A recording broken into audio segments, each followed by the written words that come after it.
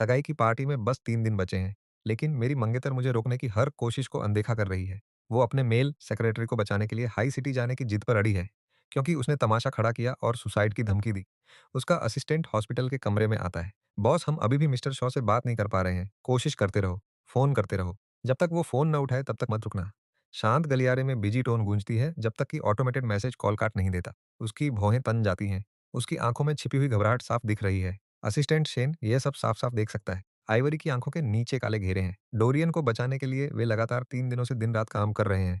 Assistant Shane जैसा इंसान भी जो रात भर जागने का आदी है, उसे चक्कर आ रहे हैं। शायद आपको थोड़ा आराम करना चाहिए। बॉस, मैं मिस्टर शॉ से बात करने की कोशिश जारी रखूंगा। वो संभल कर कहता है, वैसे भी मिस्टर शॉ का मिजाज अच्छा है। बस वापसी में एक अच्छा तोहफा ले लेना और सब ठीक हो जाएगा। जरूरत नहीं है। आइवरी अपने फोन पर देखती है। फालतू के नोटिफिकेशन के अलावा कुछ नहीं। कोई मैसेज नहीं, कोई मिस्ड कॉल नहीं। आखिरी कॉल उसके फ्लाइट में बैठने से ठीक पहले थी। हमने प्लान बनाया था। हमें उस दिन सगाई के तोहफे साथ में चुनने थे। मैं पिछली रात से ही इसका इंतजार कर रहा था। यहाँ तक कि मैंने उसे अपनी उस ड्रेस की फ़ोटो भी भेजी थी, जो मैं पहनने वाली थी, उसकी राय जानने के लिए। जब तक मैंने कॉल किया वो बोर्ड करने ही वाली थी, लेकिन उसका ध्यान डोरियन पर था। उसने फ़ोन नहीं उठाया। उसके बाद से मेरी तरफ से एक भी कॉल नहीं आई। ये पहली बार है जब मैंने इतने लंबे समय तक उससे बात करने की कोशिश नहीं की। उसे लगता है कि मुझे जलन होनी चाहिए, कि मुझे इस बात पर परेशान होना चाहिए कि उसने मुझे पीछे छोड़ दिया और वो सगाई की पार्टी छोड़ दी जिसका मैंने इतनी बेसब्री से इंतज़ार किया था। लेकिन अंदर कुछ भी नहीं है। अचानक आइवरी को बेचैनी महसूस होती है। उसकी उँगली काफ़ी देर तक मेरे नाम पर ठहरती है। वो कॉल करने की हिम्मत नहीं जुटा पा रही। वो जानती है कि इस बार उसने मेरे साथ गलत किया है, लेकिन डोरियन ने कभी उसकी जान बचाई थी। वो चुपचाप नहीं बैठ सकती। आखिरकार एक इंसान की जान का सवाल है। उसे यकीन है कि मैं समझ जाऊँगा। हमेशा से ऐसा ही होता आया है। मैंने कभी डोरियन से किसी चीज़ के लिए मुकाबला नहीं किया। क्या किया है? तभी उसके असिस्टेंट को फैमिली एस्टेट से खबर मिलती है। मिसेज पाई ने विदेश में छुट्टियाँ मनाने का फैसला किया है। परिवार के जो सदस्य सगाई की पार्टी में आने वाले थे, शायद वो ना आए। आइवरी हैरान रह जाती है। बूढ़े आदमी ने क्या कहा? असिस्टेंट का चेहरा उतर जाता है। कॉल हिट बटलर की तरफ से आई थी। उसने साफ तौर पर तो नहीं कहा, पर बटलर पुराने मास्टर पाई का दायां हाथ और उनका प्रवक्ता है। अगर ये बात उनकी तरफ से आई है, तो इसका मतलब है कि पुराने मास्टर ने पहले ही हाँ कर दी है। दिन के अंत में आइवरी बस एक नाजायज बेटी है। सालों से मेरे परिवार के सपोर्ट के साथ उसने पाई परिवार के बाकी सभी बच्चों को पीछे छोड़ दिया है और पाई परिवार की वारिस बन गई है। मिसेज पाई इस बात पर बहुत गुस्से में है। विदेश में छुट्टियां? हाँ, जरूर। ये शो परिवार को नीचा दिखाने और आइवरी और मेरे बीच झगड़ा कराने की एक सोची समझी चाल है। असिस्टेंट शेन ने धीरे से आह भरी। उसे वाकई मेरे लिए बुरा लग रहा है। सगाई वाले दिन मंगेतर का पूरा परिवार नहीं आ सकता। जिंग सिटी में ऐसी दूसरी मिसाल ढूंढना बहुत मुश्किल होगा। आइवरी काफी देर तक चुप रहती है। मेरी फ्लाइट बदल दो। मैं सगाई के दिन जिंग सिटी वापस पहुंचने के लिए जो कुछ भी कर सकती हूँ, करूंगी। इस बीच हेवन मेरी आखिरी वक्त पर मिली मंगेतर अभी अभी जिंग सिटी में सू परिवार के घर पहुंची है। वह दादी सू से मिलने आई है, जो उसके अंदर आते ही एक सवाल पूछती है। असिस्टेंट जियांग कहाँ है? हेवन अपनी नजरें चुराती है। पिछले कुछ सालों में यह अफवाह फैल गई है कि हेवन लड़कियों में दिलचस्पी रखती है। यहाँ तक कि सू परिवार ने भी इसे लगभग सच मान लिया है। दादी, जिन्हें रोमांस किताबें पढ़ने का बहुत शौक है, किसी और से भी ज्यादा इस पर यकीन करती हैं। वह असिस्टेंट जियांग के साथ अपनी पोती की होने वाली पार्टनर जैसा व्यवहार करती हैं। और यह उत्साह वाकई डरावना था। तुम्हें क्या लगता है मैं यह सब किसके लिए कर रही हूँ? तुम्हारे स्वभाव के साथ अगर असिस्टेंट जियांग ने किसी दिन तुम्हें छोड़ दिया, तो तुम ही रोती फिरोगी। हेवन सिर्फ आ भर सकती है। एक मॉडर्न दादी होने का मतलब है कि उन्होंने हर तरह के नए शब्द भी सीख लिए हैं। हेवन अपना सिर दबाती है। दादी, वह सिर्फ मेरी असिस्टेंट है और उसका एक बॉयफ्रेंड है। आपको वो फालतू की किताबें पढ़ना बंद करना होगा। दादी और भी ज्यादा हैरान है। वह हर दिन तुम्हारे साथ रहती है और उसका पहले से बॉयफ्रेंड है। तुम मेरे लिए किसी को घर कब लाओगी? इस वक्त तो सू परिवार किसी लड़की को भी अपना लेगा। हेवन एक बड़ा खुलासा करती है। अब और ढूंढने की जरूरत नहीं है। मैंने डेटिंग को पूरी तरह पे छोड़ दिया है। मैं सीधे सगाई करने पर आ गई। मैं आज घर आई हूँ, खास तौर पर आप सबको यह बताने के लिए। दादी सू का मुंह खुला का खुला रह गया। सगाई किससे? क्या तुम यहाँ मैरिज लाइसेंस भी ले सकती हो? अगर असिस्टेंट झांग नहीं है, तो क्या वह एलिस है? हेवन अपना माथा रगड़ती है। एलिस एल्सवर्थ परिवार की इकलौती वारिस है। वे उसे अपनी जान से ज्यादा बचा कर रखते हैं। दादी गुस्सा हो जाती हैं। क्या वे उसे हमारे परिवार में शादी करने देंगे? हेवन साफ कहती है, वो एक लड़का है। शॉ परिवार का सबसे छोटा बेटा एस्टन। हमारी सगाई 3 दिन में हो रही है। दादी सू ने हेवन का हाथ पकड़ा और जोर से दबाया। क्या दर्द हुआ? आउच! हाँ, दादी खुशी से झूम उठी। यह सपना नहीं है। मेरी पोती के आसपास एक भी लड़का नहीं था और अब अचानक कहीं से एक पोता दामाद आ गया। सच में मेरा एक पोता दामाद है। तुमने सगाई कब की बताई? क्या 3 दिन बहुत जल्दी नहीं है? शायद इसे थोड़ा आगे बढ़ा दो। दहेज की तैयारी तो अभी पूरी नहीं है। नहीं, मुझे खुद सब चेक करना होगा। और वह फौरन वहां से चली गई। आखिरकार उन्हें एक पोता दामाद मिल गया है। वह किसी भी चीज में कमी नहीं होने देंगी। उनकी निगरानी में तो बिल्कुल नहीं। दादी को इतनी जल्दी जाते देख हेवन के चेहरे पर हल्की मुस्कान आ गई। सू एस्टेट के मेन हॉल में पूरा परिवार इकट्ठा हो गया।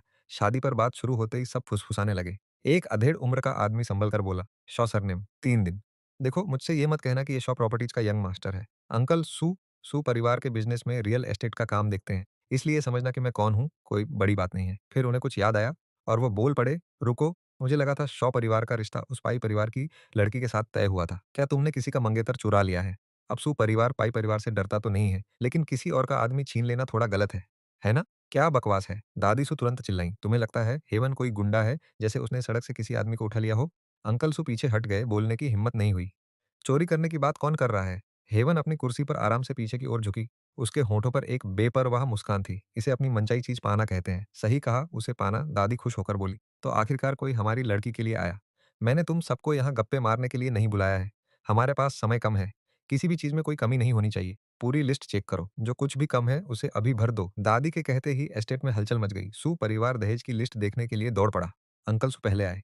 यहाँ विदेशी प्रॉपर्टीज क्यों नहीं है? मेरे पास फ्रांस में एक वाइनयार्ड है जो नए जोड़े के हनीमून के लिए बेस्ट है। आंट सू ने तुरंत बात पकड़ी। मैंने अभी नीलामी में एंटीक ज्वेलरी के कुछ सेट खरीदे हैं, उन्हें भी जोड़ दो। अंकल सू ने हाथ हिलाया। वह स्पोर्ट्स कार सीरीज 5 रंगों में आती है। जो भी कम है उसे भर दो। देखते ही देखते मेज पर सू परिवार के दहेज की लिस्ट ऐसे जमा हो गई जैसे पैसों की कोई परवाह ही न हो। दादी का चेहरा खुशी से खिल उठा और वे सिर हिलाती रहीं। चर्चा खत्म होने के बाद परिवार के लोग एक एक करके वहां से चले गए। तभी दादी सू को अपनी पोती में कुछ गड़बड़ महसूस होती है। हेवन अपनी कलाई पर बंधी घड़ी से खेल रही है। उसके चेहरे पर रह रहकर हल्की सी मुस्कान आ रही है। दादी, मैंने एस्टन से कहा है कि आपकी तबीयत ठीक नहीं है, इसीलिए सगाई की रस्मों में जल्दीबाजी हो रही है। तो मेरी बात मत बिगाड़ना। तुम कितनी चालाक बच्ची हो। दादी गुस्सा होने का नाटक करती हैं। अपनी ही दादी को ढाल बना रही हो। अगर आप कुछ नहीं कहेंगी तो मैं इसे हाँ ही समझूंगी। हेवन हंसती है और वहां से भाग जाती है। एक शानदार अपार्टमेंट के अंदर चांदी जैसे बालों वाला एक नौजवान गुस्से में दरवाजा खोलकर अंदर आता है। आइवरी, वह पत्थर दिल औरत, उसने तुम्हारी सगाई वाले दिन ही तुम्हें धोखा दे दिया। मैंने तुमसे शुरू में ही कहा था कि उस औरत का कोई कैरेक्टर नहीं है, लेकिन तुमने मेरी एक न सुनी। तुम्हें तो बस उसी और डोरियन के साथ ही रहना था। मुझसे तो बात ही मत करो। कॉलेज के दिनों में कैंपस में एक कार आइवरी को लगभग टक्कर मारने ही वाली थी। तभी उसने उसे धक्का देकर बचा लिया था। बस इतनी सी बात, थोड़ी सी खरोंचें आई थीं और वह खुद को उसका जान बचाने वाला कहता है, ड्रामा कर रहा है। अरे! मैं उसके इस एहसान जताने वाले नाटक में नहीं आने वाला। तुम और आइवरी साथ पले बड़े हो। वही है जिसने अपनी जगह बनाई है और अब सहानुभूति पाने के लिए ऐसे हथकंडे अपना रहा है। जिंग सिटी और हाई सिटी के बीच बहुत दूरी है। अगर वह सच में वहां पहुंचना चाहता, तो आइवरी कभी समय पर वहां पहुंच ही नहीं पाती। हर शब्द के साथ उसका गुस्सा बढ़ता जा रहा है। पिछले कुछ सालों में उसकी कार, उसका अपार्टमेंट, उसकी नौकरी, यहाँ तक कि उसके भाई की नौकरी भी सब आइवरी ने ही मैनेज की थी। भले ही वह उसकी कितनी भी कर्जदार क्यों ना हो, चुकाने की भी कोई हद होती है ना? एस्टन, ऐसा नहीं है कि दुनिया की बाकी सारी औरतें गायब हो गई हैं। अगर वो तुम्हारे साथ सही नहीं कर सकती तो उसे छोड़ने में बुरा महसूस मत करो। अगर तुम मुझ पर भरोसा करते हो तो सगाई तोड़ दो। मैं तुम्हारी मुलाकात किसी बेहतर इंसान से करवा दूंगा। मैं ये बकवास और बर्दाश्त नहीं कर सकता। शांत हो जाओ, मैंने कहा उसे समझाने की कोशिश करते हुए। आइवरी और डोरियन के लिए परेशान होना बेकार है। मेरा भाई तब तक चिल्लाता रहा जब तक उसका गला सूख नहीं गया। फिर उसने पानी का गिलास उठाया और पूरा गटक गया। तुम्हें पता है वापसी के दौरान एयरपोर्ट पर मुझे कौन मिला? आइवरी के माता पिता। वे पाई ट्विंस के साथ विदेश में छुट्टियां मनाने निकल गए थे। शादी के रिश्ते को तो भूल जाओ, सगाई में भी दुल्हन का पूरा परिवार ऐसे गायब नहीं होता। एस्टन, वे तुम्हें बेवकूफ समझते हैं क्योंकि तुम बहुत भले हो। वे यह सब जानबूझकर कर रहे हैं। अगर तुम इसे भी सह सकते हो, तो अब से तुम्हारे और आइवरी के बीच जो भी होगा, मैं एक शब्द भी नहीं कहूंगा। मैं अपना सिर झुकाए हुए हूँ, मेरे चेहरे पर कोई भाव नहीं है। मैं जानता हूँ कि आइवरी को किसी बात की परवाह नहीं है। घमंडी मतलबी वह मेरे लिए सही नहीं है। मैं यह भी जानता हूँ कि पाई परिवार ने बीमारी का बहाना बनाकर छुट्टियां मनाने का फैसला किया। जो मेरे और मेरे भाई के लिए जानबूझकर किया गया, मेरा अपमान है। हमारे माता-पिता अब नहीं रहे। शॉ परिवार को सँभालने के लिए हम सिर्फ़ 2 ही बचे हैं। इसीलिए मुझे इस सगाई की और भी ज़्यादा ज़रूरत है। मैंने बस अपनी मंगेतर बदल ली है। अगर मैं सीधे सगाई तोड़ देता तो शायद पाई परिवार को परेशानी होती। बेशक, लेकिन मुझे भी होती। शॉ परिवार पहले ही मुश्किल दौर से गुज़र रहा है। कौन जाने कितने शेयर होल्डर्स हमारी गलती का इंतज़ार कर रहे हैं। मैं परिवार को नीचे नहीं गिरा सकता, इसलिए आइवरी से बेहतर किसी को ढूँढना ही मेरा इकलौता और सबसे अच्छा ऑप्शन है। चाहे ये पाई परिवार के लिए अपमान हो, ये मेरी समस्या नहीं है। रुको क्या? तुमने पार्टनर बदल लिया? मेरा भाई हैरान रह गया। कल तुम्हारी जिससे सगाई हो रही है वो आइवरी नहीं है, वो हेवन है। सगाई के तोहफों और बाकी सब रस्मों के साथ मेरा मतलब वो रस्में जहाँ दोनों परिवार साथ बैठते हैं। मेरे भाई की आंखें फटी की फटी रह गईं। क्या वो हेवन जिसके बारे में मैं सोच रहा हूँ? वो जिसने आइवरी को उसकी जवानी के दिनों में पीछे छोड़ दिया था। वो बात जिसे लेकर आइवरी आज भी जलती है। ये क्या है? क्या ये बदला लेने वाली कोई फ़िल्म है? मेरा भाई यकीन ही नहीं कर पा रहा था। जब आइवरी को पता चलेगा तो उसके चेहरे का रिएक्शन देखने लायक होगा।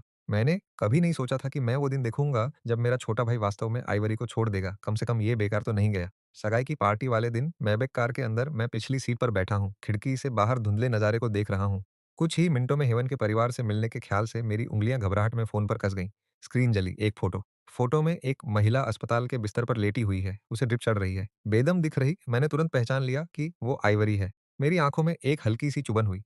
भले ही मैंने आइवरी को हमेशा के लिए छोड़ने का फैसला कर लिया है, फिर भी इस फोटो को देखकर मेरा दिल जोर से धड़क उठा, मेरा सीना भारी और सुन्न हो गया। क्या हुआ? मेरा भाई झुककर देखता है, एक नज़र और वो भड़क उठता है। वो दोनों घटिया लोग वे मर क्यों नहीं जाते? मेरा भाई मेरा फ़ोन छीन लेता है। फोटो लगभग तुरंत वापस ले ली गई और संदेशों की बाढ़ आ गई। ऊप्स! माफ़ी चाहता हूँ। गलती से गलत इंसान को भेज दिया। एस्टन, मेरे भाई की उँगलियों के पोर सफ़ेद पड़ गए, नसें फूल गईं। वो चालाक साहब कोई बात नहीं, मैंने शांति से कहा। उसे आइवरी चाहिए तो उसे ले लेने दो। मैंने बिना एक पल सोचे डोरियन को ब्लॉक कर दिया। वो मेरे समय के लायक नहीं है। दूसरी तरफ अस्पताल के कमरे में डोरियन को एहसास होता है कि उसे ब्लॉक कर दिया गया है। उसके चेहरे की वो चालाक मुस्कान जम गई। वो अभी समझ ही रहा था कि दरवाज़ा खुल गया। असिस्टेंट शेन उनके पास आते हैं। सर, बॉस आज जिंक सिटी आ जाने वाली फ्लाइट ले रही हैं। प्लीज़ अपनी रिकवरी पर ध्यान दें। आपका काम किसी और को दे दिया गया है। डोरियन अपना जबड़ा भींच लेते हैं। एक पल की शांति। फिर अचानक वह दुखी होने का नाटक करने लगते हैं। आइवरी जा रही हैं। मैंने तो अपनी नसें भी काट ली थी। वो भी उन्हें रोक नहीं पाया। तो क्या मैं भी उनके साथ वापस चल सकता हूँ? उनके साथ जिंक सिटी? वह मन ही मन जानते हैं। चाहे कुछ भी हो, आइवरी ही उनका सबसे बड़ा मौका है। वह इसे इतनी आसानी से हाथ से नहीं जाने देंगे। असिस्टेंट शेन की आंखों में एक गुस्सा दिखता है। वह खुद से सोचते हैं, यही तो डर था। डोरियन का बॉस की एंगेजमेंट पार्टी में कोई चाल चलना। उन्होंने इसे रोकने की पूरी कोशिश की, लेकिन डोरियन फिर भी बॉस को यहाँ तक खींच लाए। असिस्टेंट शेन खड़े हो जाते हैं। ठीक है, अपना सामान तैयार रखें। मैं टिकट बुक कर देता हूँ। डोरियन मन ही मन बड़बड़ाते हैं। वह कमीना असिस्टेंट शेन हमेशा बीच में आता है। डोरियन चाहे कितनी भी मक्खनबाजी कर ले, शेन कभी नहीं पिघलते। बस थोड़ा इंतजार कर लो। डोरियन के बॉस का पति बनते ही सबसे पहले शेन को नौकरी से निकालूंगा। कार में एंगेजमेंट पार्टी की तरफ जाती कार में डायना गुस्से से भड़क रही हैं। आइवरी, इस बार शॉ परिवार ने हद कर दी है। पिछली बार जब मैं शॉ एस्टेट गई थी, तुम्हारा अपमान करना बहुत गलत था। कम से कम तुम और एस्टन तो एंगेज हो, लगभग परिवार जैसे। आइवरी सीट पर पीछे झुकती हैं और कब सो जाती हैं, पता ही नहीं चलता। उनकी भौहें तन गई हैं। डायना उन्हें मुड़कर देखती हैं। उनके होंठ भीज गए हैं, आंखों में दर्द की एक झलक है, जिसे वह फौरन दबा लेती हैं। एस्टन का आइवरी के साथ फिर से झगड़ा हुआ होगा। पिछले कुछ सालों में डोरियन की वजह से उनका कई बार आमना-सामना हुआ है। ज़्यादा से ज़्यादा 3 दिन का इंतज़ार। एस्टन खुद ही मान जाएँगे और वापस आइवरी के पास आएँगे। आइवरी अपनी आँखें खोलती हैं। क्या पिछले कुछ दिनों में एस्टन ने तुमसे बात की है? डायना चिढ़कर कहती हैं। नहीं, तुम तो जानती ही हो, हमारी कभी नहीं बनी। आइवरी अपनी घड़ी की तरफ देखती हैं और कुछ नहीं कहती। गाड़ी तेज़ रफ्तार में चलती है और आखिरकार होटल के गेट पर पहुँचती है। एक शानदार मेबैक पर उनकी नज़र पड़ती है। आइवरी को शक होता है, वह कार जानी-पहचानी लग रही है। डायना का चेहरा बिगड़ जाता है। हेवन फिर से। ये होटल आज पूरे दिन के लिए बुक है। आने-जाने वाले सभी लोग एंगेजमेंट पार्टी के लिए ही हैं। हेवन का शॉ परिवार से कोई लेना-देना नहीं तय और वह तो पाई परिवार के करीब भी नहीं है। वह यहाँ क्या कर रही है? और वह किसी लड़के का हाथ पकड़े हुए है। क्या उसे लड़कियाँ पसंद नहीं थीं? आइवरी एक गहरी सांस लेती है और खिड़की से बाहर देखती हैं। हेवन दूर चली जाती है। उसका हाथ उसके साथ वाले आदमी की बाहों में मजबूती से फंसा है। आइवरी को पीछे से बस उन दोनों की परछाई दिखाई देती है। वह आगे बाहों में बाहें डाले चल रहे उन 2 लोगों को घूरती है। आइवरी की नज़रें ठंडी पड़ जाती हैं। वह जल्दी से कार से बाहर निकलती है और होटल के अंदर भागती है। पार्टी के लिए जो फूल मंगवाए थे, उन्हें बदल दिया गया है। वे सफ़ेद गुलाब नहीं हैं जो उसे पसंद है। आइवरी का दिल जोर से बैठ जाता है, मानो कोई उसे ज़बरदस्ती नीचे खींच रहा हो। उसकी सांसें एक पल के लिए थम जाती हैं। रिसेप्शनिस्ट बोलता है, मैम, क्या शायद आपने टाइम समझने में गलती की है। एंगेजमेंट पार्टी पहले ही खत्म हो चुकी है। वे अंदर सफाई कर रहे हैं। वह खुद हैरान है। अपनी नौकरी के इतने सालों में यह पहली बार है जब उसने किसी को दोपहर के 2 बजे के बाद एंगेजमेंट पार्टी के लिए आते देखा है। आइवरी अपनी दोनों मुट्ठियां भींच लेती है। उसे यकीन नहीं हो रहा। असिस्टेंट शेन आगे आते हैं। टाइम को देखते हुए, पार्टी वाकई में खत्म हो चुकी है। शायद हमें वापस चले जाना चाहिए। आइवरी को नहीं पता क्यों, लेकिन उसके सीने में जो घबराहट है, वो पूरे दिन बर्दाश्त से बाहर रही है। मैं अंदर जाकर देखना चाहती हूँ। वह दरवाजे धकेल कर खोलती है। बैंक्वेट हॉल खाली है। सारे मेहमान कब के जा चुके हैं। गहरे लाल गुलाबों के ढेर के अलावा वहाँ कुछ नहीं बचा है। पूरे हॉल को किसी शानदार विदाई की तरह सजाया गया है। किसी ने उसका इंतजार नहीं किया। स्टेज पर लगा सफेद बैकड्रॉप अभी तक हटाया नहीं गया। मेरा नाम वहाँ साफ-साफ लिखा हुआ है। उसके पैरों के पास एक अकेला गुलाब पड़ा है। वह झुकती है और उसे उठा लेती है। वह उसे अपनी नाक के पास लाती है और धीरे से सूंघती है। खुशबू तेज है, लेकिन जानी-पहचानी नहीं है, या वह महक नहीं है जिसे वह जानती है। यह कोई आम किस्म का फूल नहीं लग रहा। गहरा सुर्ख रंग और मखमल जैसी बनावट इसे किसी आम लाल गुलाब से ऊपर उठाकर कुछ बहुत क्लासी और अलग बना देती है। इस किस्म को ब्लैक बाकारा कहते हैं। यह अक्सर दिखाई नहीं देती। असिस्टेंट शेन इस फूल को पहचान लेते हैं। यह बहुत दुर्लभ भी नहीं है, लेकिन इतनी जल्दी में इतनी बड़ी मात्रा में ताजे ब्लैक बाकारा इकट्ठा करना, इसके लिए काफी मेहनत की गई होगी। डायना का धैर्य जवाब दे जाता है। मुझे लगा ये कोई महंगी किस्म है। आइवरी, सब लोग जा चुके हैं, यहाँ देखने को क्या है? चलो चलते हैं। आइवरी धीरे से गुलाब को सहलाती है। पंखुड़ियों के किनारे मुड़ने लगे हैं। क्या तुमने उसे बताया था कि मैं वापस आ रही हूँ? असिस्टेंट शेन अपना चश्मा ठीक करते हैं। मैंने बोर्ड करने से पहले मिस्टर शॉ को मैसेज कर दिया था। आइवरी एक कड़वी मुस्कान देती है। उन्हें पता था कि मैं वापस आ रही हूँ, फिर भी उन्होंने मेरा इंतजार नहीं किया। आइवरी की आंखों के सामने धुंधला छा जाता है, वह डगमगा जाती है। असिस्टेंट, बेकार है, तुम्हारी अभी शादी भी नहीं हुई है और उसकी हिम्मत कैसे हुई कि वो तुम्हें इतने दिनों तक इग्नोर करे। शादी कर ली तो वो सच में तुम्हें कुछ नहीं समझेगा। असिस्टेंट शेन मेरे लिए एक बात कह रहे हैं। मिस्टर शो को पूरी सगाई की पार्टी खुद देखनी पड़ी थी। हो सकता है वो बस इतने बिजी हों कि अपना फ़ोन चेक न कर पाए हों। डायना पलटकर जवाब देती है। इतने दिनों तक इतने बिजी कि फ़ोन पर एक नज़र भी न डाल सकें? उनके पास एक मैसेज भेजने का भी टाइम नहीं था। तुम सही कह रही हो। मैंने ही उन्हें सिर पर बिठा रखा है। आइवरी का चेहरा उतर जाता है। मैं मानती हूँ कि इस बार मैंने चीज़ें ठीक से नहीं की। लेकिन मैंने असिस्टेंट शेन से उन्हें उसी वक़्त बताने को कहा था, जब मैं हाई सिटी पहुँची और मैं जितनी जल्दी हो सके वापस आ गई। हमारे बीच 10 साल से ज़्यादा का रिश्ता है। वो समझ क्यों नहीं रहे कि मेरा मतलब क्या है? हम और मैं तो उनके लिए सब ठीक करने के बारे में सोच रही थी। इतनी बिजी होने के बावजूद मैंने उनके लिए गिफ्ट लेने का भी वक़्त निकाल लिया था। लगता है अब इसकी कोई ज़रूरत नहीं है। वह ब्रेसलेट वाला गिफ्ट बॉक्स फेंक देती है। इसे डोरियन को भेज दो। अगर एस्टन को ये नहीं चाहिए तो इसे लेने वाले बहुत लोग हैं। मैं उस दिन का इंतज़ार करूँगी जब उन्हें इस बात का पछतावा होगा। हवा में एक रिंगटोन बजती है। असिस्टेंट शेन फ़ोन उठाते हैं और कहते हैं, "असिस्टेंट शेन, क्या बॉस अभी आपके साथ हैं?" "हाँ, वो यहीं हैं।" "क्या हुआ?" "कंपनी मुसीबत में है।" असिस्टेंट शेन का चेहरा पीला पड़ जाता है और उनके हाथ बेकाबू होकर काँपने लगते हैं। गाड़ी वापस कंपनी की तरफ तेज दौड़ती है। बहुत गुस्सा आता है। वो तो बस एक छोटे कॉलेज से निकला हुआ लड़का है। अगर उसके छोटे भाई डोरियन ने कभी आइवरी की जान न बचाई होती, तो वो कभी पाई कॉर्पोरेशन के आसपास भी नहीं भटक पाता। उसकी हिम्मत कैसे हुई कि वो घटिया सामान को असली बताकर बेचे और पाई कॉर्प और ली कॉर्प के बीच की डील में गड़बड़ी करे? तुम्हें समझना होगा, पाई कॉर्पोरेशन के इस वक्त 2 सबसे बड़े बिज़नेस पार्टनर शॉ परिवार और ली परिवार हैं। अब जब यह मामला इतना बढ़ गया है, तो भले ही हम किसी तरह ली कॉर्प के साथ डील बचा भी लें, पाई कॉर्पोरेशन की इज्जत तो पहले ही खत्म हो चुकी है। उसने जो करोड़ों का घोटाला किया है, वो पाई कॉर्पोरेशन की नींव ही हिला सकता है। असिस्टेंट शिन फ़ोन काटते हैं और पीछे मुड़ते हैं। बॉस, मिस्टर ली का ऑफिस फ़ोन नहीं उठा रहा है। पाई कॉर्प और ली कॉर्प की पार्टनरशिप हमेशा मुझ पर टिकी रही है। ली परिवार और मेरा रिश्ता बहुत पुराना है। उन्होंने बिज़नेस में पाई कॉर्पोरेशन के लिए कभी कोई मुश्किल खड़ी नहीं की। कॉल्स इग्नोर करना, ऐसा पहली बार हुआ है। पिछले 6 महीनों में जो भी सामान आया है, वो सब खराब निकला और उन्होंने ठीक इसी वक़्त इस बात का खुलासा करने का फैसला किया। मिस्टर ली शायद मुझ पर अपना गुस्सा निकाल रहे हैं। वह तो शुरू से ही डोरियन और उसके भाई को लाने के खिलाफ थे। आइवरी ने अकेले दम पर यह फैसला लिया, हर विरोध को मना कर दिया और उन दोनों को प्रमोट किया। और अब शॉ और पाई परिवारों के बीच शादी की बात खतरे में है और एक बड़ी कंपनी डील हाथ से निकल गई है। असिस्टेंट शेन को कुछ समझ नहीं आ रहा। बॉस साफ तौर पर एक समझदार महिला है, तो फिर हर बार डोरियन के नाम पर वो अपना आपा क्यों खो देती हैं? उन 2 भाइयों के बारे में सोचकर, जो जोंक की तरह चिपक गए हैं, उन्हें ऐसी बेबसी महसूस होती है जैसी पहले कभी नहीं हुई थी। आइवरी की आंखों से चुपचाप आंसू बह रहे हैं। जब उसने गैरेट को वेयरहाउस मैनेजर बनाया था, तब विरोध की हर एक बात आज भी उसके कानों में गूंजती है। असिस्टेंट शेन ने उसे चेतावनी दी थी, बॉस, गैरेट के पास वेयरहाउस मैनेजर के तौर पर काम करने की काबिलियत नहीं है। अगर आप उसे ट्रेनिंग देना चाहती हैं तो उसे नीचे से शुरुआत करने दें। पुराने स्टाफ ने भी यही कहा, गैरेट के रिकॉर्ड के साथ। वह मुश्किल से यहाँ सिक्योरिटी गार्ड की नौकरी के लायक है। उसे रातों रात इतनी ऊंची पोस्ट पर बिठाना शायद सही नहीं है। यहाँ तक कि डायना, जिसने कभी उसका विरोध नहीं किया था, उसने भी पहली बार आवाज उठाई। आइवरी, क्या तुम पागल हो गई हो? उसे चोरी के लिए स्कूल से निकाल दिया गया था।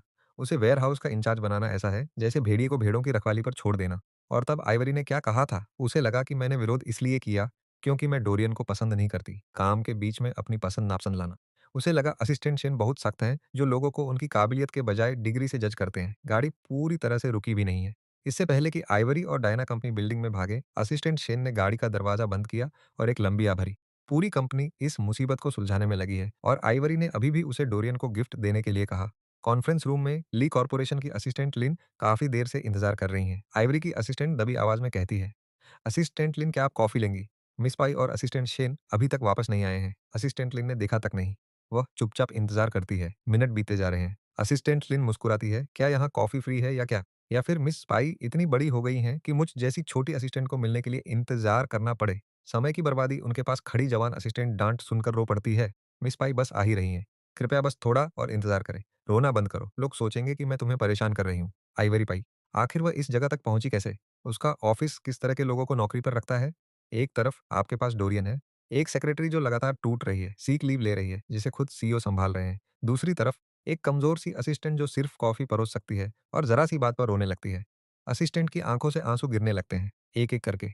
मुझे मुझे माफ कर दें। आइवरी आखिरकार पहुंचती है और ली कॉर्पोरेशन से वादा करती है कि वो इसका सही हल निकालेगी। एक हल ली कॉर्पोरेशन को सिर्फ बातों से ज्यादा चाहिए। आइवरी की उंगलियां कस जाती हैं, कागज उसकी मुट्ठी में दब जाते हैं। तो असिस्टेंट लिन के हिसाब से इसे कैसे सुलझाया जाना चाहिए? पार्टनरशिप खत्म करें, ली कॉर्पोरेशन के हर एक नुकसान की भरपाई करें, पब्लिक माफी मांगे और पेनल्टी भरें।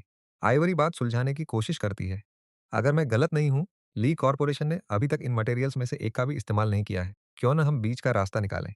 ली कॉर्पोरेशन ये सारा मटेरियल रख ले, हम ओरिजिनल पेमेंट का आधा हिस्सा रिफंड कर देंगे। इस तरह ली कॉर्पोरेशन का खर्चा बचेगा और हमें सब कुछ वापस शिप करने की परेशानी नहीं होगी। दोनों का फायदा। असिस्टेंट लिन उसी वक्त हंस पड़ती है। मिस पाई, आप वाकई हिसाब किताब में बहुत तेज हैं। तो फिर एक अंदाजा क्यों नहीं लगाती? हमने 6 महीनों तक उन मटेरियल्स को बिना छुए क्यों रखा? क्योंकि वे बेकार हैं। इसीलिए ली कॉर्पोरेशन ने हमेशा बेस्ट क्वालिटी के साथ काम किया है। हर मटेरियल को चुन-चुन कर लिया जाता है। नकली सामान को असली बताकर चलाना ये कॉर्पोरेट सुसाइड है। जो शर्तें मैंने अभी बताई हैं, वही इकलौता हल है। मिस पाई, आपके पास 3 दिन हैं। मैं कहती हूँ कि आप ध्यान से सोच लें। इतना कहकर असिस्टेंट लिन आइवरी के हाथों से कागज़ात छीन लेती है। 3 दिनों में अगर ली कॉर्पोरेशन ने पाई कॉर्पोरेशन की तरफ से काफ़ी कमिटमेंट नहीं देखा, तो हम इसे कोर्ट में सुलझाएँगे। असिस्टेंट लिन बिना पीछे देखे बाहर निकल जाती है।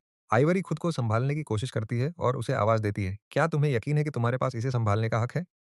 असिस्टेंट लिन ठंडे अंदाज में पलट कर कहती है, "ओ तो मिस पाई को पता है कि यह पार्टनरशिप सिर्फ एस्टन की वजह से हो पाई थी। तो क्या आपने कभी सोचा है कि हर एहसान की एक एक्सपायरी डेट होती है? उसने मिस्टर ली के सामने आपकी गारंटी ली थी और आप अपने ही लोगों को संभाल नहीं सकती। उन्हें अपनी नाक के नीचे शिपमेंट्स के साथ गड़बड़ करने दे रही हैं।" असिस्टेंट लिन अपनी भौहें चढ़ाती है। उसकी आवाज़ में तंज भरा है। "क्या मेरे पास हक है या नहीं, ये मेरा मामला है। मिस पाई को इसकी चिंता करने की ज़रूरत नहीं है।" वह मुड़ती है और चली जाती है। आइवरी बंद दरवाजे को देखती है। उसकी नज़रें उसी पर टिकी हैं। उसकी छाती जोर-जोर से ऊपर-नीचे हो रही है। वह मेज़ से कप उठाती है और कमरे में फेंक देती है। पूरी कंपनी की लाइट्स जल रही हैं। हर डिपार्टमेंट को ओवरटाइम करने के लिए बुलाया गया है। थकान और गुस्सा सभी के चेहरों पर साफ देखा जा सकता है। आखिरकार कोई बुदबुदाता है। यह गैरेट की मुसीबत है। हमें इसे क्यों साफ करना चाहिए? क्या डोरियन उसका भाई नहीं है? वह इसे हैंडल क्यों नहीं कर रहा? ये बरसों पुराने वेयरहाउस रिकॉर्ड्स हैं। पूरी रात जागकर काम करना भी काफ़ी नहीं होगा। कोई वापस फुसफुसाता है। धीमे बोलो। अगर डोरियन या मिस पाई ने तुम्हें सुन लिया तो तुम्हारी शामत आ जाएगी। क्या तुमने सुना नहीं? मिस पाई ने मिस्टर शॉ की सगाई की पार्टी छोड़ दी। बात को आगे बढ़ाते हुए कोई और बीच में बोल पड़ता है। सच में मिस्टर शॉ के लिए यह बहुत बुरा है। बिल्कुल सही कहा। शॉ परिवार का यंग मास्टरस्टिक से आई किसी गोल्ड डिगर के पीछे पड़ा है। मेरा भाई हर एक फुसफुसाहट सुन लेता है। जैसे ही वह यह देखने आता है कि क्या चल रहा है, वह मुस्कुराता है और लिफ्ट में कदम रखता है। अभी-अभी आइवरी खुद को एस्टन की मंगेतर बता रही थी और यहाँ तक कि सीईओ की असिस्टेंट को भी कुछ नहीं पता। कितना दिलचस्प है। पूरी पाई कॉर्पोरेशन में एक भी इंसान नहीं जानता कि मेरी पहले से सू परिवार की बेटी से सगाई हो चुकी है। इस बीच असिस्टेंट लिन अपने लाल होठों पर मुस्कान लाती है। बातें अब मजेदार हो गई हैं। रास्ते में कार के अंदर हेवन अपना सिर मेरे कंधे पर रख लेती है। मुझे नहीं पता कि उसने ये कब शुरू किया। उसके बालों की एक लट मेरी गर्दन को छूती है जिसमें एक हल्की भीनी-भीनी खुशबू है। तुम आज जल्दी जाग गई थी, है ना? वह धीरे से कहती है। अगर तुम थक गई हो तो थोड़ी देर आंखें बंद कर लो। जब हम वहां पहुंचेंगे तो मैं तुम्हें जगा दूंगा। मैं अपने दुखते और सूजे हुए पैरों की तरफ देखता हूँ। मैं सच में थका नहीं हूँ। मेरे पैरों में बस थोड़ा दर्द है। घर पहुँचकर पैर पानी में डाल लूँगा तो ठीक हो जाएगा। मैंने सारा दिन नए जूते पहने थे, सिर्फ स्मार्ट दिखने के लिए। घंटों तक उनमें खड़े रहने के बाद मेरी एड़ियों में लगभग छाले पड़ गए हैं। बिना एक शब्द कहे हेवन झुक जाती है। हिलो मत, मुझे तुम्हारे पैरों की मालिश करने दो, दर्द नहीं होगा। मैं एक पल के लिए रुक जाता हूँ। मेरे गालों पर गर्मी महसूस होती है। यह दर्द की बात नहीं है। बात बस इतनी है कि मैं शर्मिंदा हूँ। हेवन अपना सिर नीचे करती है। उसकी उंगलियां मेरी एड़ी के आसपास सूजी हुई जगह पर धीरे से दबाव डालती हैं। मेरा पूरा शरीर अकड़ जाता है। मैं आज के बारे में एक वाक्य बड़ी मुश्किल से बोल पाता हूँ, शुक्रिया। तो तुम शादी का रजिस्ट्रेशन कब करवाना चाहती हो? कुछ सेकंड के लिए सन्नाटा छा जाता है। जिस पल ये शब्द मेरे मुंह से निकलते हैं, मेरा मन करता है कि मैं खुद को थप्पड़ मार लूं। गलत मतलब मत निकालना। मेरा मतलब है, मैंने अपनी डील पूरी कर ली है। अब तुम्हारा वादा निभाने की बारी है। हेवन अपनी आंखें उठाकर मेरी आंखों में देखती है। मुझे पता है कि आप अपनी बात के पक्के हैं, मिस्टर शॉ। उसके होठों पर हल्की सी मुस्कान आती है। कोई गलतफहमी नहीं है। मैं एक सेकंड पहले बिल्कुल शांत महसूस कर रहा था। लेकिन जिस पल हेवन की नज़रें मुझ पर पड़ती हैं, मुझे अंदर से थोड़ा गिल्ट महसूस होने लगता है। पर मुझे अपनी नाक नहीं कटानी है, भले ही मेरा आपा खो रहा हो। मैं घबराया हुआ नहीं हूँ। अगर मैं घबराया होता तो खुद शादी रजिस्ट्रेशन की बात नहीं छेड़ता। ओह! सच में? मैं सोच रही थी हम एक-दूसरे को शायद ही जानते हैं। तो रजिस्ट्रेशन के लिए इतनी जल्दी करना शायद आपके लिए बहुत ज़्यादा हो, यंग मास्टर। लगता है मैंने आपको कम आँका। मेरी गलती है। वैसे भी 4 बजने वाले हैं। आज के लिए बहुत देर हो चुकी है। क्या यंग मास्टर कल फ्री हैं? मेरा एक हिस्सा कहना चाहता है कि इतनी जल्दी करने की ज़रूरत नहीं है। लेकिन फिर मुझे याद आता है कि यह सब मैंने ही शुरू किया था। अब मैं बस चुपचाप इसे मान सकता हूँ। अगर कुछ गड़बड़ न हुई, तो हाँ, मैं फ्री हूँ। जब हम बाहर निकलते हैं, तो वह कहती है, "आपके पैरों में दर्द है, मुझे आपको ऊपर तक छोड़ने दो।" मैं एक पल के लिए जम जाता हूँ। मेरा दिल बिना किसी वजह के ज़ोर-ज़ोर से धड़कने लगता है। शुक्रिया। जब भी मैं उसके साथ अकेला होता हूँ, मेरा दिमाग और सोशल स्किल्स दोनों काम करना बंद कर देते हैं। इसलिए मैं फैसला करता हूँ कि मुझे अपना मुँह बंद रखना चाहिए। मैं हेवन के पीछे चुपचाप चलता हूँ, चलते हुए उसकी परछाई पर पैर रखता हूँ। मैंने जो अपार्टमेंट लिया है, वो बहुत बड़ा नहीं है, लेकिन यह शहर के बीचों-बीच एक लग्ज़री कॉम्प्लेक्स में है। वहाँ का नज़ारा बहुत सुंदर है। भाग-दौड़ भरे शहर के बीच बना एक शांत कोना। लेकिन जब से मैंने पाई कॉर्पोरेशन में काम करना शुरू किया है, मैं सुबह जल्दी निकल जाता हूँ और अंधेरा होने के बाद वापस आता हूँ। इस सब का मजा लेने का समय ही नहीं मिलता। अब हेवन के साथ पेड़ों की छाया में आराम से टहलते हुए मेरे अंदर की सारी बेचैनी किसी तरह शांत हो जाती है। मैं शांति के इस पल को महसूस कर रहा हूँ और मुझे पता ही नहीं चलता कि कब हेवन मेरे पास आ जाती है, जब तक कि वह धीरे से बोलती नहीं है। आपको यह जगह सच में पसंद है? मैं अपने होंठ सिकोड़ लेता हूँ। मुझे जियांगन शैली के बगीचे और आंगन, नक्काशीदार बीम और सुंदर छतें बहुत पसंद हैं। आंगनों के बीच बने मंडप, एक ऐसी जगह जहां आप फूल उगा सकें और मछलियां पाल सकें, चाय बना सकें और फूलों को खिलते देख सकें। एक पारंपरिक चाइनीज आंगन, बिल्कुल परफेक्ट, बस इतना है कि यह बेहद महंगा होता है। मैं उसकी तरफ मुड़कर देखता हूँ। आपने अचानक यह क्यों पूछा? कुछ खास नहीं। सू, फैमिली को जमीन का एक नया टुकड़ा मिला है। अभी तक यह तय नहीं किया है कि उस पर क्या बनाना है। मैं आपसे कुछ आइडिया लेना चाहती हूँ। मैं मुस्कुराए बिना नहीं रह पाता। क्या आम लोगों और बहुत अमीर लोगों के बीच ही फर्क है? ऐसी सोच के साथ इसमें कोई हैरानी की बात नहीं है कि वे इतनी अमीर है। मैं वापस घर आ जाता हूँ। मानना पड़ेगा, हेवन की मालिश सच में काम कर गई। कम से कम दर्द काफी कम हो गया है। मैं गिफ्ट बैग उठाता हूँ, उसे अपने कमरे में ले जाता हूँ और सब कुछ ठीक से रख देता हूँ। फिर मैं अपने पजामे निकालने के लिए अलमारी खोलता हूँ, गर्म पानी से नहाने का प्लान बनाता हूँ। लेकिन जब मैं देखता हूँ कि पूरी अलमारी में सिर्फ काले, सफेद और ग्रे रंग के कपड़े ही भरे हैं, तो मेरी उंगलियां हैंडल पर कस जाती हैं। सच तो यह है कि मेरे चेहरे पर चमकीले प्यारे रंग कहीं ज्यादा अच्छे लगते हैं। मैं इन्हें पहन सकती हूँ और ये मेरी स्किन टोन पर अच्छे लगते हैं। गौर से सोचने पर यह सब डोरियन के आने के बाद शुरू हुआ। डोरियन बेचारा और मासूम दिखता था, जिसे हमेशा किसी न किसी की जरूरत रहती थी, तो चाहे आइवरी हो या डायना, जो हमारे साथ बड़ी हुई थी। हर बार जब वह पीड़ित बनने का नाटक करता, तो वे धीरे धीरे उसका पक्ष लेने लगती। इसी बीच हेवन क्लब का दरवाजा खोलती है। धीमी रोशनी और तेज संगीत उसका स्वागत करते हैं।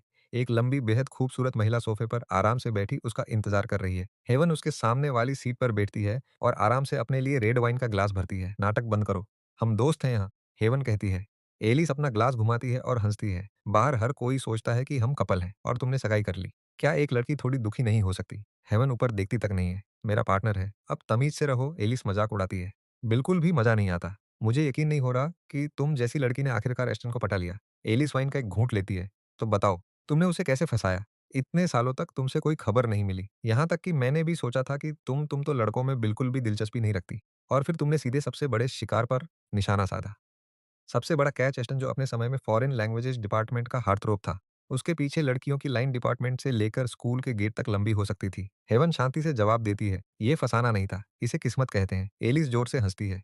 ओ, तो किस्मत वो है जब तुम जानबूझकर उसके घर से शहर के दूसरी तरफ वाले बार में जाती हो। फिर हजारों लोगों में से तुम बिल्कुल एस्टन के सामने से गुजरती हो। यार, तुम दोनों सच में एक दूसरे के लिए बने हो। तुम वाकई कमाल की हो। अगर मैंने यह मानने से इनकार न किया होता कि तुम परिवार के लिए खुद को कभी कुर्बान नहीं करोगी, और जवाब ढूंढने के लिए सबूत न तलाशे होते, बार की सीसीटीवी फुटेज चेक न की होती, तो मैं अब भी अंधेरे में होती। लेकिन वो पक्का साफ काम या पूरी तरह से हेवन स्टाइल है।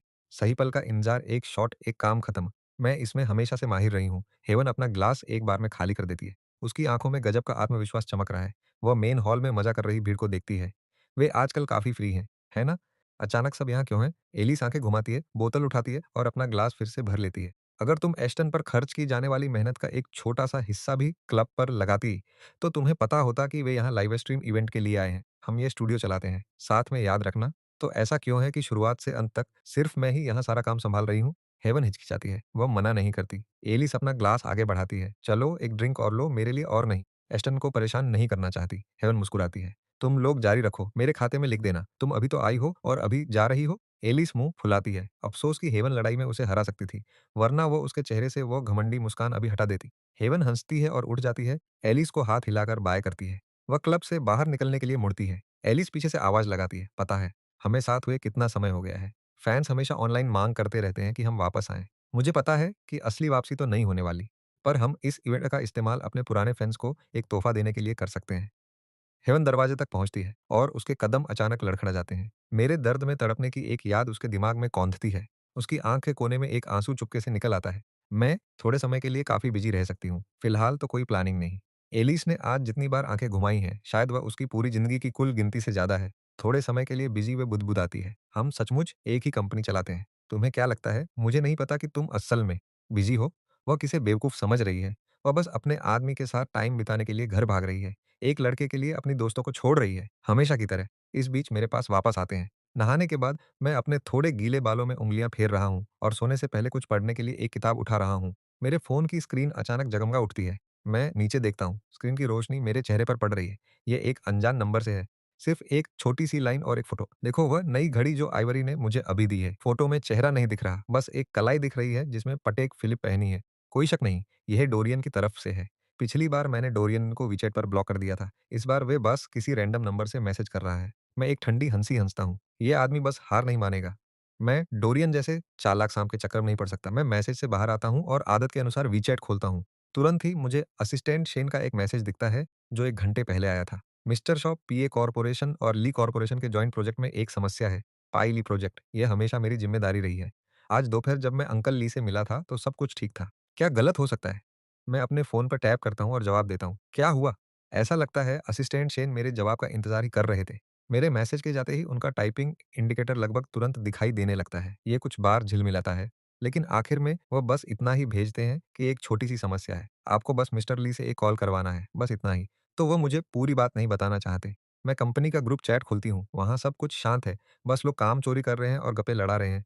साफ है कि आइवरी ने इस बात को दबा रखा है। उसने इस मामले को छिपाने के लिए इतनी मेहनत की है, यहाँ तक कि मुझसे भी छिपाया है। मैं पहले ही समझ गई हूँ कि इसके पीछे कौन है। डोरियन, जो असिस्टेंट शेन की देखरेख में रहता है, भले ही अपनी छोटी-मोटी हरकतें करता रहता हो, लेकिन वह कोई बड़ा प्रोजेक्ट नहीं संभाल सकता। सबसे मुमकिन यही है कि गैरेट, उसका वह निकम्मा भाई, उसी ने गड़बड़ की है। आखिरकार गैरेट वेयरहाउस मैनेजर है। मेरा दिल ज़ोर से धड़कने लगता है। भले ही यह पद इतना बड़ा न हो, लेकिन अगर वहाँ कोई चीज़ों के साथ छेड़छाड़ करता है, तो नुकसान बहुत बड़ा हो सकता है। मैं अपना फ़ोन ज़ोर से पकड़ लेती हूँ, सिर्फ़ यह सोचकर कि आइवरी अभी भी गैरेट को बचाने की कोशिश कर रही है। मेरा मन पाई कॉर्पोरेशन छोड़ने का पहले से कहीं ज़्यादा कर रहा है। डिंग! एक और मैसेज आता है। असिस्टेंट शेन को मेरी तरफ से कोई जवाब नहीं मिला, तो वह एक और मैसेज भेजते हैं। अगर यह कोई छोटी-मोटी समस्या है, तो ये मेरे छुट्टी से वापस आने तक रुक सकती है। बस एक लाइन लिखकर मैं उन्हें टाल देती हूँ। मैं अपना फ़ोन साइलेंट पर डालती हूँ और अपनी किताब लेकर लाउंज चेयर पर आराम से बैठ जाती हूँ। तुम्हें मेरी मदद चाहिए, पर तुम सच नहीं बताना चाहते। अच्छी कोशिश है, काम ऐसे नहीं चलता। वैसे भी अंकल ली के आज के मूड को देखते हुए, इससे शायद ली कॉर्पोरेशन को कोई नुकसान नहीं होगा।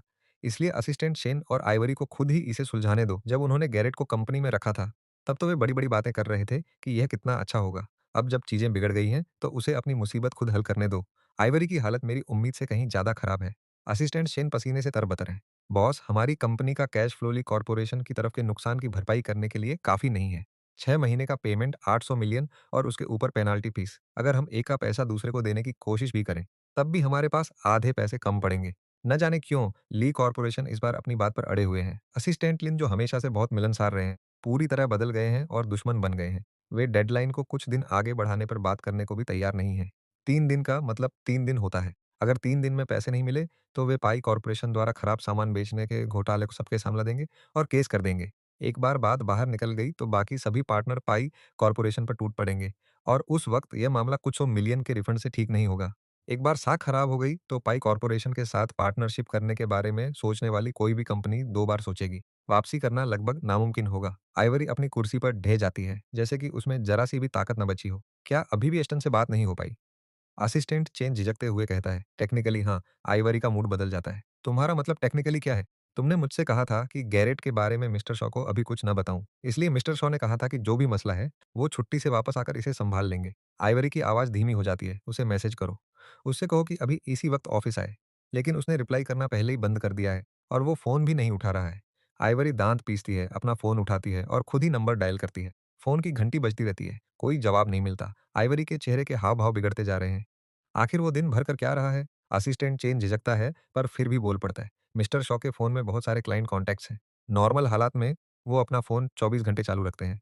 पहले उनसे बात करना हमेशा आसान था। आइवरी अपना बैग उठाती है। बॉस, आप कहाँ जा रही हैं? यहाँ अभी भी ढेर सारी समस्याएँ हैं। हम अभी भी ये सब शेयर होल्डर्स और चेयरमैन से छिपा रहे हैं। आइवरी की नज़रें सख्त हो जाती हैं कि देखे एस्टन असल में कर क्या रहा है। अचानक उसका फ़ोन बजता है, उम्मीद की एक किरण। असिस्टेंट चेन की आंखें चमक उठती हैं, वो पक्का मिस्टर शॉ का कॉल होगा। आइवरी एक तरफ हटती है, एक गहरी सांस लेती है और कॉल उठा लेती है। असिस्टेंट चेन मन ही मन सोचता है, मिस्टर शॉ मुझे इग्नोर कर सकते हैं, लेकिन वो बॉस की बहुत परवाह करते हैं। उनका कॉल देखकर वो पक्का तुरंत वापस कॉल करेंगे।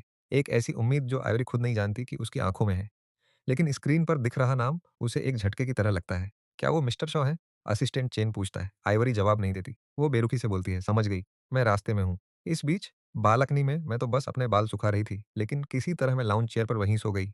जब मैं जागती हूँ, तो बाहर पूरी तरह अंधेरा हो चुका है। बालकनी में सिर्फ दूर के नियॉन साइन की हल्की चमक है। मैं अपना फ़ोन देखती हूँ, रात के 10 बज चुके हैं, वहाँ कई कॉल्स हैं, ज़्यादातर असिस्टेंट चेन के हैं। सबसे आखिरी कॉल आइवरी का है। यहाँ तक कि सबसे हालिया वाला भी घंटों पहले आया था। शायद अभी भी ली कॉर्पोरेशन के मुद्दे के बारे में होगा। आइवरी का खुद मुझे कॉल करना, इसका मतलब है कि गैरेट की गड़बड़ी काफ़ी सीरियस होगी। मुझे पास की शेल्फ पर चावल के नूडल्स का एक पैकेट दिखता है, जिसे मैंने कुछ समय पहले खरीदा था। इसे बना लेना ही बेहतर होगा। मैं पानी के लिए टाइमर सेट करने के लिए अपना फ़ोन उठाती हूँ, तभी अचानक एक कॉल आता है। यह आइवरी है।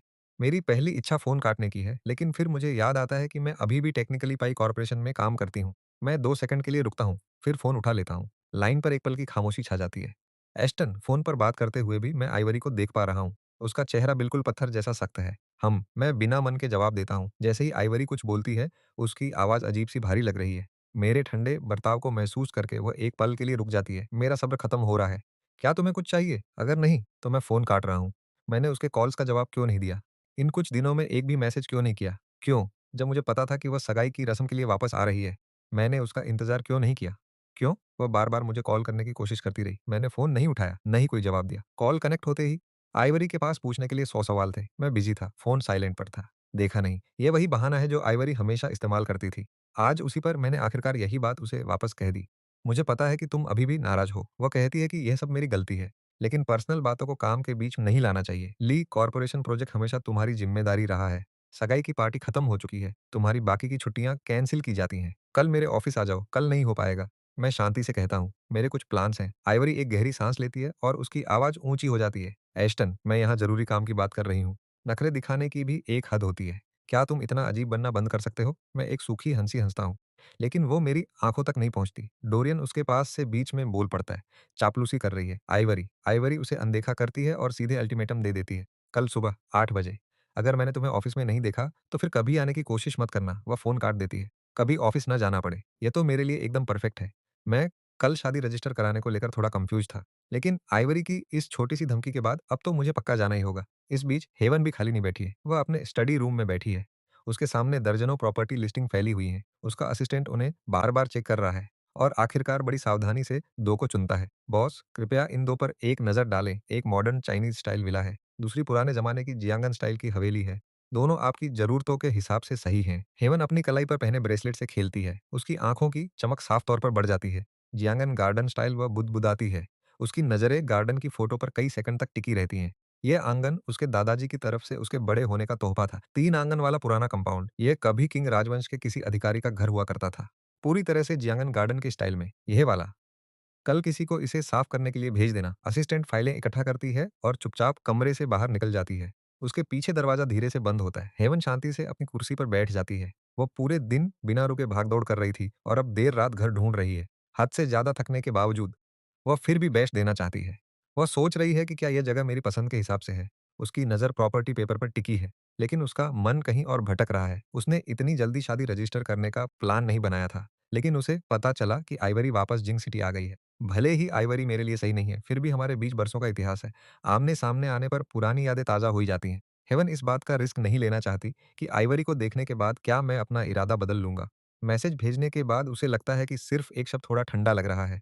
वह चुपचाप एक और लाइन लिखती है। खाना खाने के बाद थोड़ा आराम कर लेना। इसे भेजने के बाद वह उस खाने की फ़ोटो खोलती है जो मैंने पहले भेजी थी। उसे ज़ूम करके करीब से देखती है और अपनी फ़ेवरेट्स में सेव कर लेती है। फिर वह स्क्रीन से बाहर आती है, फ़ोन को अपने हाथों में घुमाती है और धीरे से बुदबुदाती है। इतने सालों के बाद भी उसकी पसंद अभी तक नहीं बदली। अगली सुबह 7 बजे, सालों की आदत की वजह से मैं बिल्कुल सही समय पर उठ जाता हूँ। मैं तैयार होकर सीधे नीचे जाता हूँ। मैं जानबूझकर 10 मिनट पहले नीचे आता हूँ, लेकिन हेवन की कार पहले से ही बाहर खड़ी है। हेवन घूमकर ड्राइवर सीट पर बैठती है। वह अपना सीट बेल्ट लगाती है, आराम से। क्या तुमने कुछ खाया? वह पूछती है, अभी तक नहीं। हेवन मेरी तरफ देखकर मुस्कुराती है, मानो उसे पहले ही पता था। वह हाथ आगे बढ़ाकर एक बैग निकालती है। सूप, डम्पलिंग्स और सोया मिल्क। रास्ते से ले लिए थे। इन्हें चखो और बताओ कि क्या ये अच्छे हैं। मैं बैग ले लेता हूँ। जैसे ही मैं इसे खोलता हूँ, वो जानी-पहचानी महक पूरी कार में भर जाती है। तुरंत मेरे मुँह में पानी आ जाता है। हम जल्दी पहुँच जाते हैं। आज कोई छुट्टी या ऐसी कोई बात नहीं है, इसलिए मैरिज रजिस्ट्रेशन ऑफिस में ज़्यादा भीड़ नहीं है। पेपर वर्क बिना किसी दिक्कत के पूरा हो जाता है। जैसे ही मैं उस पेज पर स्टैंप लगते हुए देखता हूँ, मेरे सीने में एक अजीब-सी हलचल होती है और साथ ही सुकून भी है कि अब सब पक्का हो गया है। हाथ में ये लाल किताब लिए मैं आधिकारिक तौर पर हेवन का पति बन चुका हूँ। पता चला आइवरी से शादी न करना उतना बुरा नहीं लगा, जितना मैंने सोचा था। रजिस्ट्रेशन ऑफिस से बाहर निकलते समय पार्किंग से निकलने का रास्ता एक युवा जोड़े की कार से बंद है। जब तक हम उन्हें हटाने का इंतजार करते हैं, क्या फ़ोटो खिंचवानी है? हेवन अपनी किताब निकालती है, अपना फ़ोन निकालती है और मेरे हाथों में जो किताब है उसकी तरफ देखती है। मैं उसे लगातार 3 फ़ोटो लेते हुए देखता हूँ। फिर बेस्ट वाली चुनती है। जब मैं उसे सोशल मीडिया खोलते हुए देखता हूँ, तो मैं डर जाता हूँ। क्या इस महिला को ज़रा भी अंदाज़ा है कि इसके कितने फॉलोअर्स हैं? हेवन अपनी एक भौहें ऊपर उठाती है। क्या तुम नहीं चाहती कि मैं इसे पोस्ट करूं? मैं कहने ही वाला था कि यह शायद बहुत ज्यादा दिखावा हो गया, लेकिन तभी मुझे याद आया कि हेवन ने इस रिश्ते के लिए हाँ क्यों कहा था। इसका मकसद सिर्फ कागजों पर एक पति रखना था, ताकि वह अपने परिवार के शादी के दबाव से बच सके और बिजनेस पार्टनर्स को शांत रखते हुए इंडस्ट्री की अफवाहों को रोक सके। तो इस शादी को जितना हो सके उतना बड़ा दिखना चाहिए था, और वैसे भी यह सिर्फ मैरिज सर्टिफिकेट की एक फोटो तो है। इससे मुझ पर कोई असर नहीं पड़ेगा। जाओ और इसे पोस्ट कर दो। हेवन मेरी हिचकिचाहट को देख लेती है और अपनी भावनाओं को छिपा रही है। उसकी उँगलियाँ स्क्रीन से पीछे हट जाती हैं। मैं साफ देख सकता हूँ कि एक पल के लिए उसकी आँखों की चमक कम हो गई। अगर तुम नहीं चाहती कि मैं इसे करूँ, तो मुझे इसे पोस्ट करने की ज़रूरत नहीं है, ये ठीक है। सूरज की रोशनी हेवन की कलाई पर पड़ रही है। उसका ब्रेसलेट रोशनी की छोटी-छोटी किरणें बिखेर रहा है। स्टीयरिंग व्हील पर उसकी उँगलियों के पोर सफ़ेद पड़ रहे हैं। मुझे तभी समझ आता है।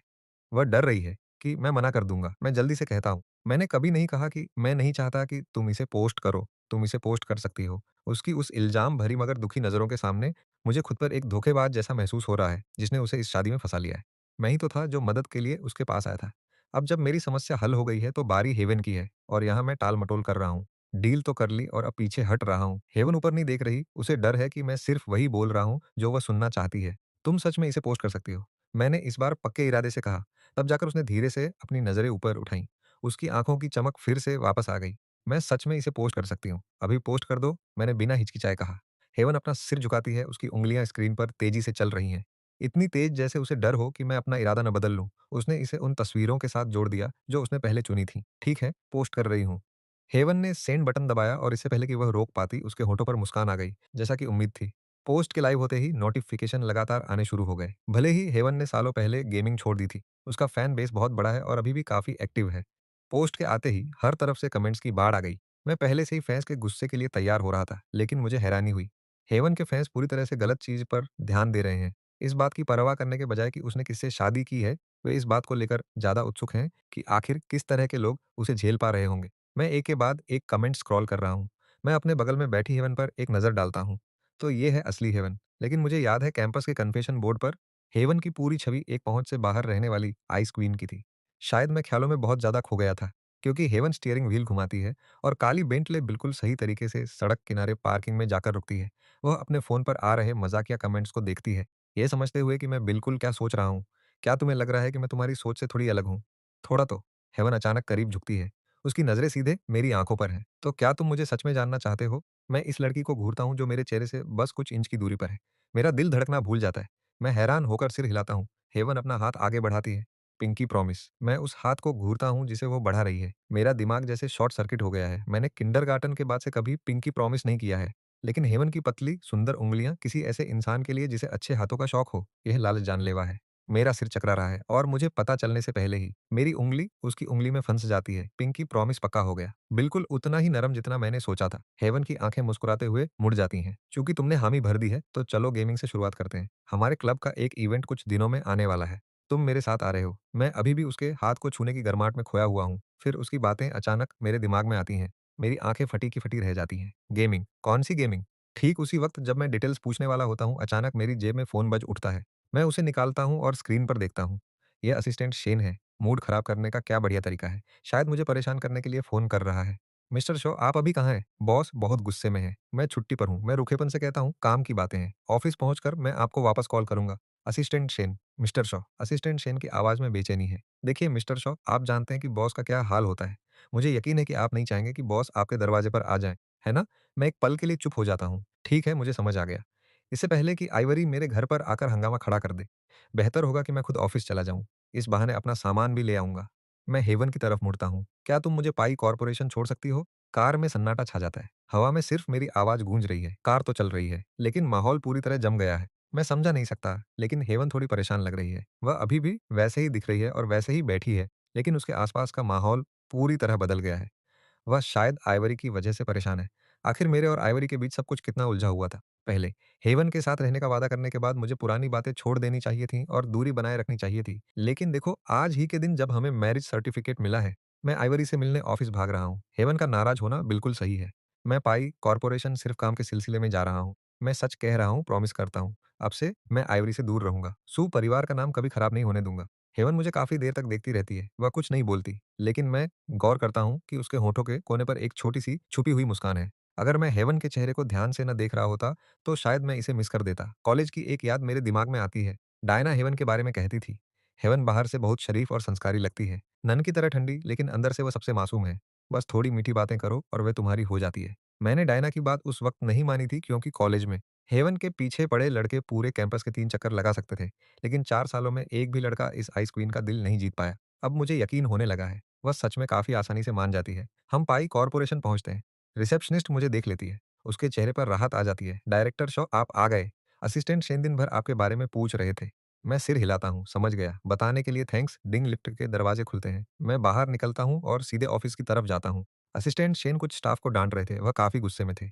जैसे ही वह मुझे देखते हैं, उनके चेहरे पर राहत आ जाती है। मिस्टर शो, आप आ गए। बॉस बहुत गुस्से में हैं। इन लोगों ने कंपनी के सीक्रेट लीक किए हैं। बॉस इन्हें 3 महीने की सैलरी देकर निकालने वाली हैं। आपने उन्हें रोकने की कोशिश नहीं की। एग्जीक्यूटिव असिस्टेंट की पोजीशन, अगर हमें तुरंत नया बंदा मिल भी जाए, तो वह तुरंत काम संभाल नहीं पाएगा। इन लोगों को निकाल दोगे तो क्या आपको लगता है कि डोरियन पूरा सेक्रेटरी ऑफिस अकेले संभाल लेगा? हम सब जानते हैं कि उसकी क्या कीमत है। असिस्टेंट शेन से बेहतर यह कोई नहीं जानता। असिस्टेंट शेन दुखी होकर मुस्कुराते हैं। आप जानते हैं कि बॉस कैसी? मुझे डर है कि हमें आपकी मदद चाहिए होगी। मैं ठंडी आ भरता हूँ। बहुत बढ़िया, मुझे फिर से बलि का बकरा बनाया जा रहा है। मुझे आगे कर दो ताकि आइवरी के गुस्से का सामना मैं करूँ। मैं सीईओ के ऑफिस का दरवाजा खटखटाता हूँ। बाहर निकलो। अंदर से उनकी आवाज़ आती है, जो गुस्से में उबल रही है। जैसे ही मैं दरवाजा खोलता हूँ, कॉफ़ी का एक कप सीधे मेरी तरफ आता है। ये मेरे कान के पास से निकलकर ज़मीन पर टूट जाता है। मुझ पर कॉफ़ी गिर जाती है। आइवरी देखती है कि यह मैं हूँ और उसके हाव-भाव बदल जाते हैं। तुम। वह माफ़ी माँगने के लिए अपना मुँह खोलती है, लेकिन शब्द अंदर ही दबा लेती है। डोरियन।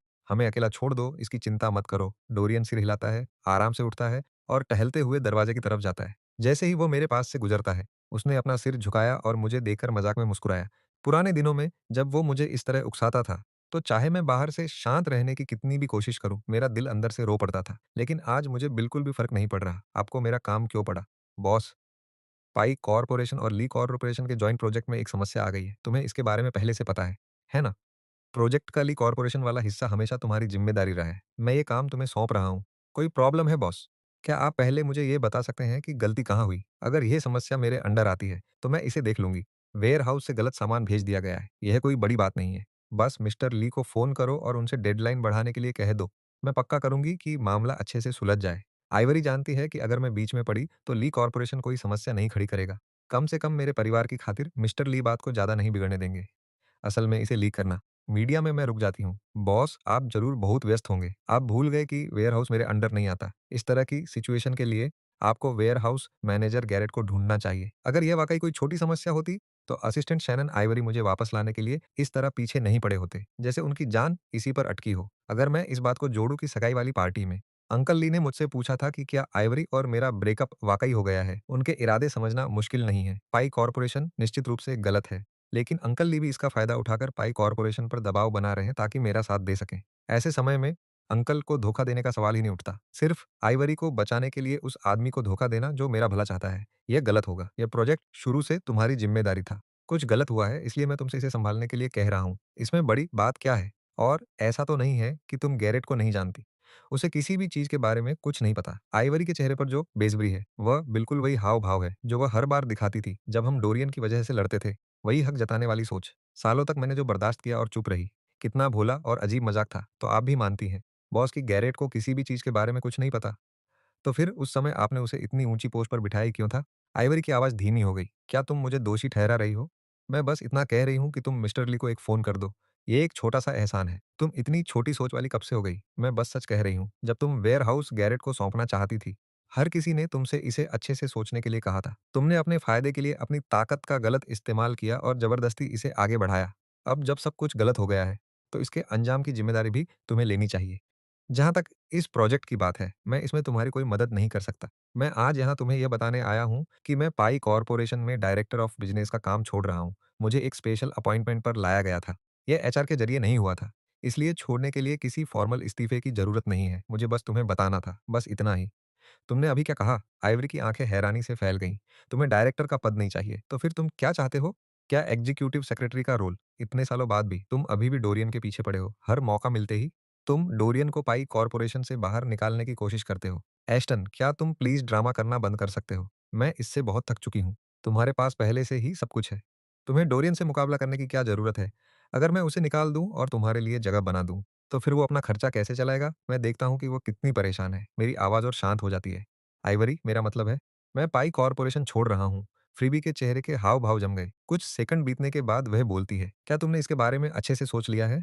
यहाँ से जाना आसान है, वापस आना आसान नहीं होगा। उसकी आवाज़ हर्ष के साथ तेज होती जा रही थी। डोरियन और मेरे बीच कभी भी कुछ भी गलत नहीं रहा है। मुझे कितनी बार यह कहना होगा कि तुम मुझ पर भरोसा करो? मैं डोरियन का ख्याल इसलिए रखती हूँ, क्योंकि उसने एक बार मेरी जान बचाई थी। इसलिए मैं उसे अपने भाई जैसा मानती हूँ। तुम मेरे मंगेतर हो और एक दिन तुम मेरे पति बनोगे। अगर तुम इतनी सी बात भी नहीं समझ सकते, तो शादी के बाद भी हमारी शादी शायद ज़्यादा नहीं टिकेगी। तो फिर आपकी राय में बॉस आखिर हद पार करने का क्या मतलब होता है? मैं ज़ोर से हँसता हूँ। उसकी नौकरी, घर, कार, कपड़े सब कुछ उसके नाम पर है। यहाँ तक कि गैरेट की नौकरी भी। इनमें से कौन-सी ऐसी चीज़ है जिसका इंतज़ाम तुमने उसके लिए नहीं किया? क्या हद पार करना तभी माना जाता है जब मैं तुम्हें उसके साथ बिस्तर पर पकड़ लूं? आइवरी की आंखें लाल हो गईं। एस्टन, तुम हद से ज्यादा आगे बढ़ रहे हो। तुम पहले ही सबसे बुरा काम कर चुकी हो। तुम्हें क्या लगता है मैं इस बारे में कुछ नहीं बोल सकता? इन सब सालों में हर बार जब डोरियन ने फोन किया, तुम कितनी बार मुझे बीच में छोड़कर चली गई? मुझे यकीन है कि तुम खुद भी इसे गिन नहीं पाओगी। जहां तक मंगेतर की बात है, इस रिश्ते का अपमान मत करो। मैं मुड़ता हूँ और सीईओ के ऑफिस से बाहर निकल जाता हूँ, पीछे एक आखिरी बात छोड़कर।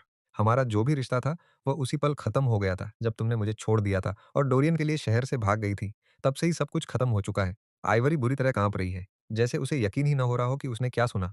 आंसू उसके चेहरे से बह रहे हैं, जो उसकी बची खुची हिम्मत को भी तोड़ रहे हैं। आइवरी सोचती है कि उसे कुछ कहना चाहिए, लेकिन इस बार मैं बहुत गलत रहा हूँ और पूरी बात को नजरअंदाज कर दिया। उसे मुझे नजरअंदाज करना चाहिए। मुझे कुछ दिनों के लिए परेशान होने देना चाहिए।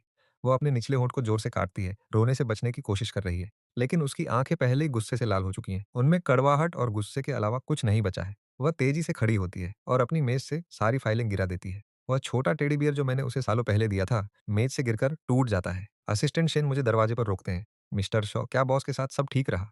सब ठीक है, मैंने मुस्कुराते हुए कहा। मैंने आइवरी से बात कर ली है। मैं और कुछ नहीं कहता और चलता रहता हूँ। असिस्टेंट शेन घबरा जाते हैं और मेरे पीछे भागते हैं। असिस्टेंट्स का क्या होगा? क्या आपने बॉस से इस बारे में बात की? नहीं असिस्टेंट शेन, चाहे वो वेयर हाउस का मुद्दा हो या सेक्रेटरी ऑफिस का मसला, अब इनमें से कोई भी मेरी समस्या नहीं है। अब से पाई कॉर्पोरेशन से जुड़ी हर चीज का मुझसे कोई लेना देना नहीं है। मैंने इस्तीफा दे दिया है। असिस्टेंट शेन का चेहरा सफेद पड़ जाता है। मिस्टर शॉ इस्तीफा कैसे दे सकते हैं? उन्हें तो पाई कॉर्पोरेशन की मालकिन का होने वाला पति बनना है। अगर वो पाई कॉर्पोरेशन छोड़ देंगे, तो आखिर वो जाएंगे कहाँ? हॉलवे के मोड़ पर मैं सीधे डायना से टकरा जाता हूँ। वो एक भौं ऊपर उठाती है और मुस्कुराती है। वाह! मिस्टर शॉ ने आखिरकार दर्शन दे दिए। मैं उसे खाली नज़र से देखता हूँ, कुछ नहीं कहता और उसके पास से निकल जाता हूँ। डायना गुस्से में अपने दाँत पीसती है। क्या तुमने उसका एटीट्यूड देखा? वो अभी आइवरी का पति भी नहीं बना है और अभी से इतना घमंड दिखा रहा है। आज नहीं तो कल वो आइवरी के दिल में बची-खुची मोहब्बत भी खत्म कर देगा। सारा दिन पत्थर जैसा चेहरा लेकर घूमता है, कोई आकर्षण नहीं है। जब आइवरी उसे छोड़कर डोरियन के पास जाएगी तो यही होगा। मेरे इस्तीफे की खबर पाई कॉर्पोरेशन में आग की तरह फैल गई। आधे घंटे से भी कम समय में पूरी कंप को पता चल गया। कुछ कर्मचारी रो रहे हैं। पूरी फ्लोर पर ऐसा लग रहा है जैसे कोई बहुत बड़ी मुसीबत आ गई हो। सिर्फ डोरियन के होंठ धीरे से मुस्कुराते हैं। उसकी आंखों में खुशी छिपी नहीं है। डायना को कुछ अजीब महसूस होता है। क्या हुआ? क्या चल रहा है? मिस्टर शॉ ने इस्तीफा दे दिया। क्या इस्तीफा दे दिया? डायना का चेहरा पीला पड़ जाता है। उसकी आवाज कांप रही है। तो आइवरी का क्या होगा? असिस्टेंट शेन वहां खड़े हैं, चेहरा फीका पड़ा हुआ और सीईओ के ऑफिस की तरफ इशारा करते हैं। डायना का दिल बैठ जाता है। वह दरवाजा धक्का देकर अंदर जाती है। फाइलें पूरे फर्श पर बिखरी हैं। वह छोटा टेडी बियर वहीं पड़ा है। डायना चुपचाप दरवाजे पर खड़ी है, जैसे उसे अकेला छोड़ दिया गया हो। उसके होंठ कांप रहे हैं और उसकी आवाज मुश्किल से निकल पा रही है। आइवरी, एस्टन चला गया है। ली कॉर्पोरेशन का क्या? उसका क्या होगा?